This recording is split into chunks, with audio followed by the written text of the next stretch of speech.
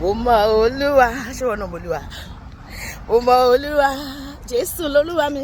Mo mọ Olúwa, má ṣe báyìí. Jésù mo orúkọ mi. Ó mọ ibi tí mo ń gbé o. Ó mọ bí mo gbé ṣiṣẹ́ o. Jésù mọ nípa mi o. Jésù mo orúkọ mi. Mo mẹ́ni tí mo gbàgbọ́. Ṣé mo mẹ́ni tó gbàgbọ́? Mo yin Olúwa. Confirm ni, Jésù ni mo mọ̀. Confirm bẹ́ẹ̀ni. Mo mẹ́ni tí mo gbàgbọ́. Mo yin Olúwa torí pé òun nìkan ló lè gbà ní. Ìwọ tó ní Jésù tó wò mí, fi ayé ẹ̀ fún Jésù lónìí. Òun nìkan lálágbá tán. Òun nìkan lálágbára. Má ṣe báyìí.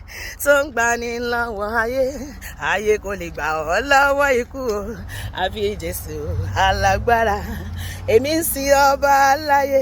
Ìwọ kọ́, mo ń sin ọba aláyé. Mo sin ọba aláyé. Ó aláyé sin ọba aláyé.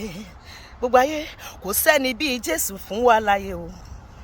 Gbogbo òrìṣà tó wà láyé kò sẹ́ni bíi Jésù. Gbogbo ọlọ́run tó ń pera wọn lọ́lọ́run fake ni wọ́n. Jésù ni authentic, òun lọ original. Fi ayé fún lónìí. Ẹ̀yin ará ẹ gba Jésù gbọ́. Ìwọ tó gbọ́ mi tó wò mí, fi ayé fún Jésù. Ọ̀rẹ́ kò lè kú fún ni. Ọ̀rẹ́ kò lè fara jàyà nítorí tèmi tirẹ̀. Jésù ti wá sáyé láti sọ̀rọ̀ wá dayọ̀. Kò sẹ́ni bí Jésù fún wa láyé. Èmi ò lè forí mi balẹ̀ fún ọlọ́run mìíràn. Lẹ́yìn rẹ̀ o bàbá rere ṣàtìlẹ́yìn. Ọlọ́run ó jàre.